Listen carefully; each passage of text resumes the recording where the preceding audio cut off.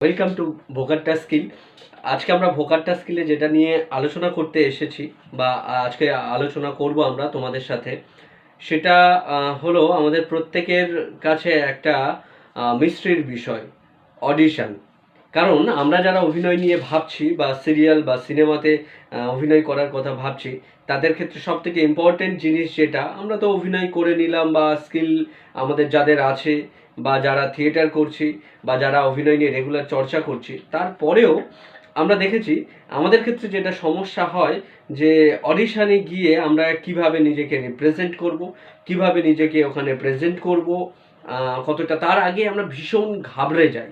এই এত কিছু ভাবতে গিয়ে আমরা সাংঘাতিকভাবে ওখানে গিয়ে ঘাবড়ে যাই। তো যত যা কিছুই করে নাও না কেন, যত স্কিল ডেভেলপ করো না কেন, যা কিছু করো, সবার আগে যেটা প্রয়োজন, অডিশানে আমি নিজেকে কিভাবে ডিরেক্টরদের সামনে এবং প্রডিউসারদের সামনে নিজেকে প্রেজেন্ট করছি, সেটা হচ্ছে ভীষণ ইম্পর্টেন্ট। তাই আজকে আমাদের আলোচনার বিষয় হলো অডিশন। তো অডিশন নিয়ে বলার আগে যেটা বলবো, যে যাদের ক্ষেত্রে একটু ক্যামেরা ফোবিয়া আছে, বিশেষ করে অডিশনের ক্ষেত্রে সামনে একটা ক্যামেরা রাখে, যারা একদম নতুন তাদের জন্য বলছি, তাদের ক্ষেত্রে ক্যামেরাটা দেখার পর যা অবস্থা হয়, তার আগে ঠিক স্ক্রিপ্ট হাতে পাওয়ার পর চোখ বন্ধ করে মুখস্থ বলে বা কানে হাত রেখে, না আমার দারুণ যাচ্ছে, ঠিকঠাক ম্যানেজ করে দেবো বিশাল। কিন্তু যখনই আমি ঘরে ঢুকছি, তখনই গিয়ে দাঁড়াচ্ছে যে আমরা নার্ভাস হয়ে যাচ্ছি, গিয়ে আলফাল বকে ফেলছি, না হলে স্ক্রিপ্টটা হারিয়ে ফেলছি, না হলে স্ক্রিপ্টের মুখস্থ বলে দিচ্ছি, কোনো এক্সপ্রেশন নেই, কোনো কিছুই নেই। আবার কারো কারো ক্ষেত্রে স্ক্রিপ্টটা আমরা ভুলে যাচ্ছি। তার কয়েকটা কারণ আছে। একটা হচ্ছে, ডিরেক্টররা সবসময় অডিশন নেওয়ার আগে যেটা বলে, নিজের ইন্ট্রোডাকশন দিতে, যে তোমার নাম, phone number, address and working experience, বা কোথায় তুমি কি কাজ করেছো সেটার একটা এক্সপিরিয়েন্স বলতে বলে। এটা কেন বলতে বলে? একটা অডিশনে তুমি যখন ঢুকছো, যখন দেখলে ওখানে একদিকে ডিরেক্টর বসে আছেন, একদিকে প্রডিউসার বসে আছেন, একদিকে আরও সাপোর্টিং স্টাফ আছে, সামনে একটা ক্যামেরা আছে, ঢুকেই প্রথমে বলে যে আমাদের কয়েকটা কন্ডিশন আছে। আমরা যে স্ক্রিপ্টটা দিচ্ছি, স্ক্রিপ্টটা প্রথমে নিয়ে নেয়। তারপর স্ক্রিপ্ট নেওয়ার পর যেটা বলে যে তুমি তোমার নিজের ইন্ট্রোডাকশন দাও, এটা প্রথমেই বলতে বলে। তো আমরা অনেকে গিয়ে নাম বলতে গিয়ে, হ্যাঁ মানে আমি কি বলবো আমার মানে পুরো নাম, বা আমি মানে আমার পুরো বাড়ির অ্যাড্রেসটা কোথায়, আমি শুধু বলেছি, তখন কিন্তু ডিরেক্টররা ক্লিয়ার কাট বলে দেবে তোমাকে যে আমি তোমাদেরকে যেটা বলতে বলছি সেটাই, সেইটুকুই বলবে, তুমি তোমার নিজের ইন্ট্রোডাকশনটা কিভাবে দেবে। তো সেক্ষেত্রে গিয়ে আমরা অনেকেই খুব ভালো অভিনয় স্কিল থাকা সত্ত্বেও, হয়তো অভিনয়ের দিক দিয়ে যে ছেলেটা সিলেক্ট হয়ে যাচ্ছে তার থেকে তুমি অনেক বেশি স্কিলফুল, অনেক বেশি স্কিল আছে, তোমার অ্যাক্টিং স্কিল আছে, তারপরেও তুমি নার্ভাস হয়ে যাচ্ছ। তো এই বিষয়টা আমাদের অডিশনে যাওয়ার আগে বাড়িতে প্র্যাকটিস করা খুব প্রয়োজন। এটা না হলে তুমি যত স্কিলফুল হয়ে যাও, যত নিজেকে গ্রোমিং করাও, কোনো লাভ নেই।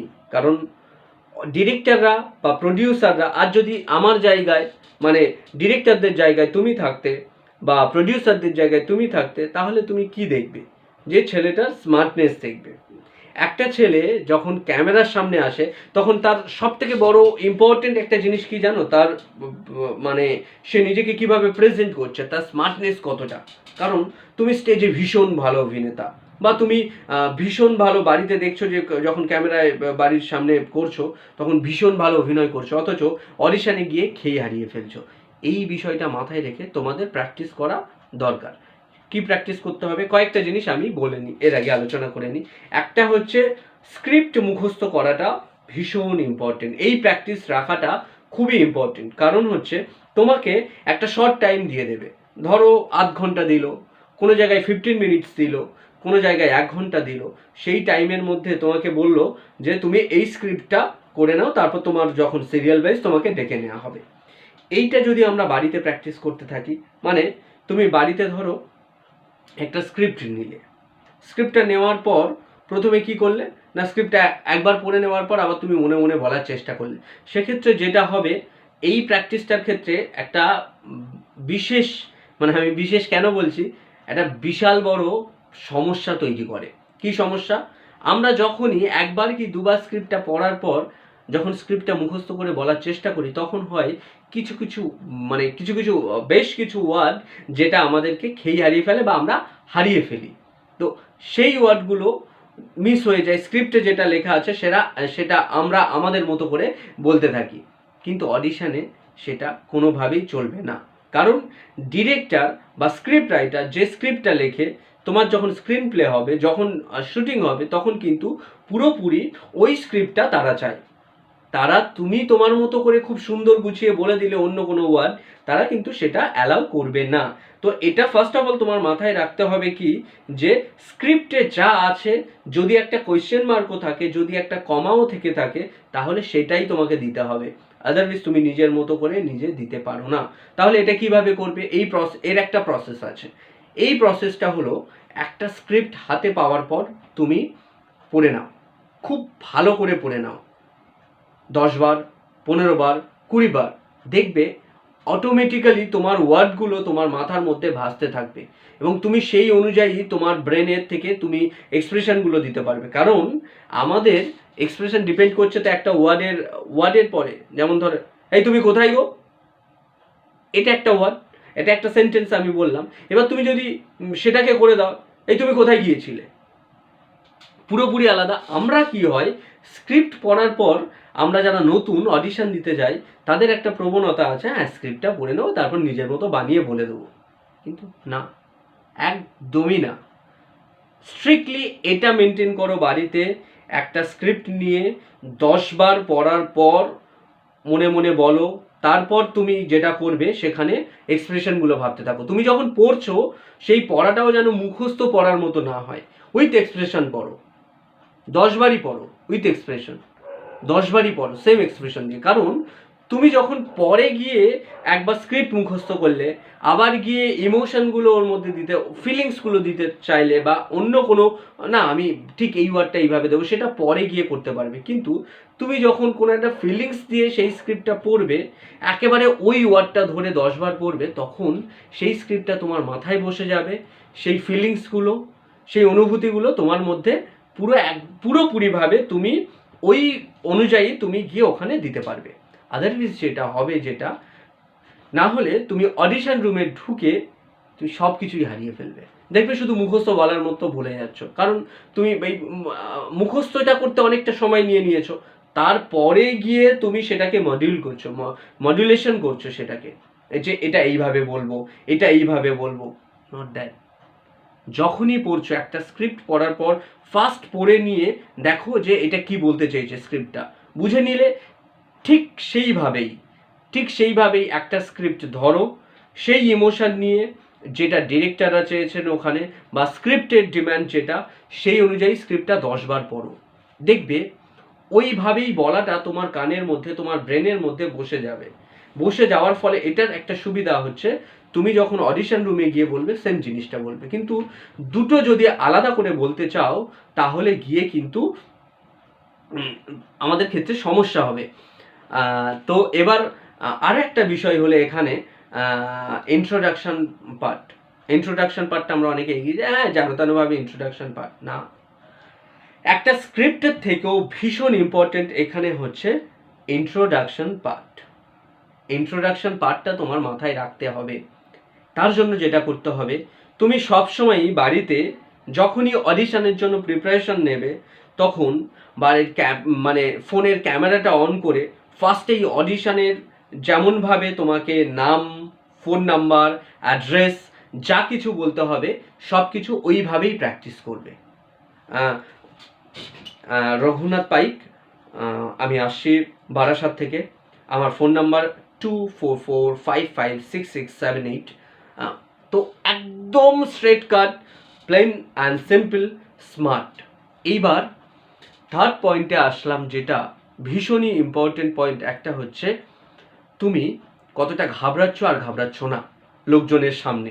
কারণ তুমি যখন মুখস্থ করছো, তুমি এক রকমের মডুলেশন করছো, আবার যখন তুমি ক্যামেরার সামনে চলে যাচ্ছ, 5 জন লোক তোমার সামনে আছে, তখন তোমার মধ্যে ঘেটে যাচ্ছে, মানে ওই যে নার্ভাসনেসটা কাজ করছে, সেটাই আমি এতজন লোক কিভাবে বলবো, আমি যেটা বলছি সেটা কি ঠিক হচ্ছে, এরকমভাবে এইসব ভাবতে ভাবতে তোমার গিয়ে দেখবে তুমি যে এই অডিশন রুমের বাইরে যেভাবে স্ক্রিপ্টটাকে তৈরি করেছিলে, ভিতরে গিয়ে সম্পূর্ণ আলাদা হয়ে গেছে। সেই জন্য আমি বলছি, বাড়িতে 1 মাস 2 মাস 4 মাস 5 মাস একটা টাইম ধরো, 15 মিনিটসের মধ্যে কি চেষ্টা করো। আমি 15 মিনিটের মধ্যে একটা পেজের স্ক্রিপ্ট মুখস্থ করে মডুলেশন সমেত সেটাকে আমি প্রেজেন্ট করব ক্যামেরার সামনে। তুমি ক্যামেরা অন করে দাও, সেমভাবে ইন্ট্রোডাকশন, সেমভাবে স্ক্রিপ্ট মুখস্থ করে একটা স্ক্রিপ্টের অডিশন দাও। এইভাবে দিনের পর দিন প্র্যাকটিস করো, তবেই গিয়ে কিন্তু তুমি ওই পর্যায়ে পৌঁছাতে পারবে। না হলে যেটা সমস্যা হবে, তোমার ক্যামেরা ফোবিয়াটা কাটবে না, তুমি ক্যামেরার সামনে দাঁড়িয়ে কিচ্ছু বলতে পারবে না। তো তুমি যত কিছু যা কিছু করে নাও না কেন, যা খুশি করে নাও, তুমি তার আগে 10 বছর শিখছো, 20 বছর শিখছো, এরকম লোক আছে 20 বছর ধরে শিখে আসছে, থিয়েটার করছে, অডিশন রুমে ঢুকে তার পা কাঁপছে, অডিশন রুমে ঢুকে গিয়ে যা কিছু বলতে পারতো সে পুরোপুরি অন্যরকম হয়ে যাচ্ছে। তো অডিশনের সব থেকে ইম্পর্টেন্ট যে পার্টটা হচ্ছে তোমার কনফিডেন্স।